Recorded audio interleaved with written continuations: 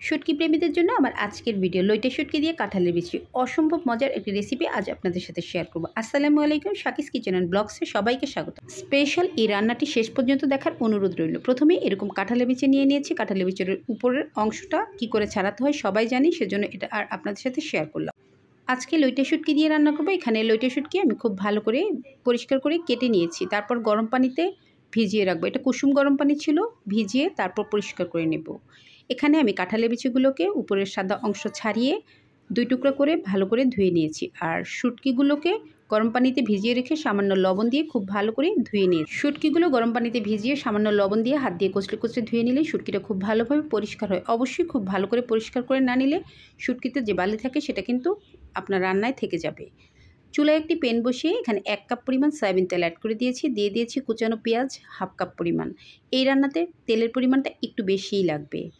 পেঁয়াজটা একদম সফট হওয়া পর্যন্ত অপেক্ষা করব। সাথে অ্যাড করে দিয়েছি 1/2 কাপ পরিমাণ রসুন। আমি রসুনের কোয়াগুলো আস্তই দিয়েছি, আপনারা চাইলে কেটেও দিতে পারেন, তবে শেষ পর্যন্ত কোয়াগুলো এরকম আস্ত থাকবে না, রান্না হতে হতে এটা খুব সুন্দরভাবে গলে যাবে।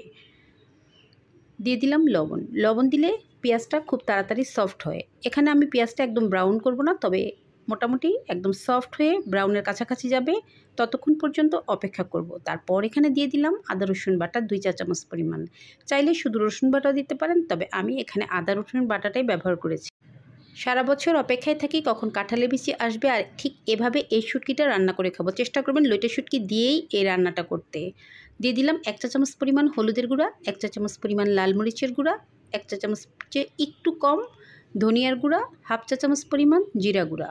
সব মশলাগুলো দিয়ে সামান্য একটু পানি দিয়ে মশলাটা খুব ভালো করে কষিয়ে নিতে হবে।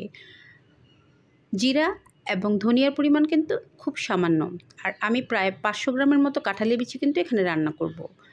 খুব ভালো করে মশলাটা কষিয়ে নিতে হবে, আর এই রান্নাটা করতে করতে আপনাকে মোটামুটি ধৈর্য নিয়েই করতে হবে। একদম মিডিয়াম লো আঁচে রেখে রান্নাটা শেষ করতে হবে। যখন মশলাটা খুব ভালোভাবে কষানো হয়ে যাবে তখন আগে থেকেই পরিষ্কার করে রাখা লইটে শুটকিগুলো এখানে অ্যাড করে দিব।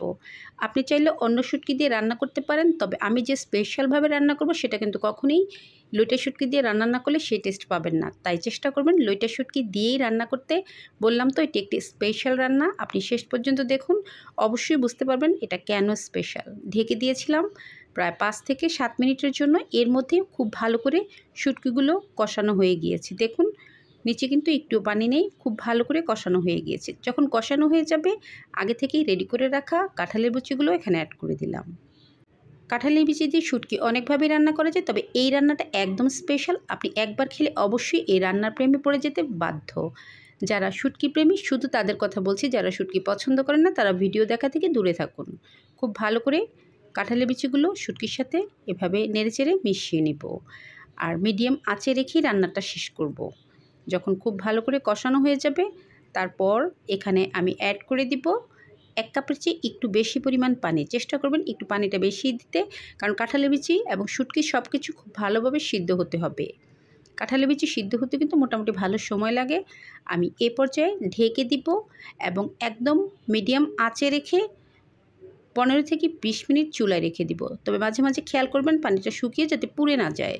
ঢেকে দিলাম, ফিরে এলাম প্রায় 15 মিনিট পর। মিডিয়াম লো আঁচে রেখে দিয়েছিলাম। এর মধ্যে মোটামুটিভাবে কিন্তু আমার রান্নাটা দেখুন এখন কষানো হচ্ছে। এরকমভাবেই ঝোলটা কমে যাবে। আমি কিন্তু একদম ভাজা ভাজা করে নেব, আর কাঁঠালের বিচিগুলো তখন একদম সফট হয়ে যাবে। এই পর্যায়ে নেড়েচেড়ে আমি আবার ঢেকে দিব প্রায় 15 থেকে 20 মিনিটের জন্য, একদম মিডিয়াম লো আঁচে রেখে। কালারটা দেখতে যতটা সুন্দর, খেতে কিন্তু তার চেয়েও বেশি মজার ছিল। ঢেকে দিয়েছিলাম। এখন রান্নাটা একদম মনের মতো হয়েছে। দেখুন কতটা সুন্দর হয়েছে শুটকি এবং কাঁঠালের বিচিগুলো। আর ঠিক এভাবেই এটা এর জন্য স্পেশাল, আমি এভাবে কাঁঠালের বিচিগুলো ভেঙে দিব, সব কিছু মিলেমিশে একাকার হয়ে যাবে। আর এতটাই মজার এই শুটকিটা খেতে, যে খেয়েছেন সে কিন্তু আবার অবশ্যই এই কাঁঠালের বিচির সিজনে আবার রান্না করে খাবেন। আমি প্রায় সময় রান্না করি, আমার পরিচিতরা আমার হাতের এই রান্নাটা খুব পছন্দ করে। আমি নিজেও রান্না করে ফ্রিজে রাখি, একটু একটু করে খাই। ফ্লেভারের জন্য 4টা কাঁচামরিচ এখানে অ্যাড করে দিলাম। যারা আমার রান্না দেখেন সবাই জানেন আমি ধনিয়া পাতা প্রেমী, সেজন্য এখানে সামান্য একটু ধনিয়া পাতা অ্যাড করে দিলাম। তবে চাইলে ধনিয়া পাতাটা আপনারা স্কিপ করতে পারেন, কোনো সমস্যা নেই, খেতে কিন্তু দারুণ লাগে। ধনিয়া পাতা দেওয়ার পর আরও কয়েক মিনিট খুব ভালো করে নেড়েচেড়ে নিব। আর এভাবেই করতে করতে একদম ভাজা ভাজা হয়ে যাবে, এটাকে নামিয়ে নিব। এই পর্যায়ে চুলাটা বন্ধ করে দিব। আমার রান্নাটা একদম কমপ্লিট হয়ে গিয়েছে। মাশাআল্লাহ, দেখতে যতটা সুন্দর, খেতে তার চেয়েও বেশি মজার ছিল। আমি একটি সার্ভিং ডিশে একটু সার্ভ করে দেখাচ্ছি। এটা দেখতে ঠিক এইরকম হবে।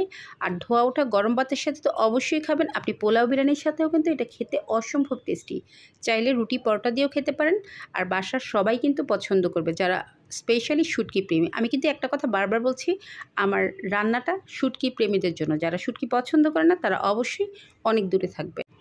একান্ত প্রিয় একটি রেসিপি আজ আপনাদের সাথে শেয়ার করলাম। যদি আমার আজকের এই রান্না আপনাদের কাছে একটুও ভালো লেগে থাকে, please like, comments and share করে দিবেন, সাবস্ক্রাইব করে দিবেন এবং পাশে থাকা বেল আইকনটি ক্লিক করে দিবেন। সবাই ভালো থাকবেন। ধন্যবাদ।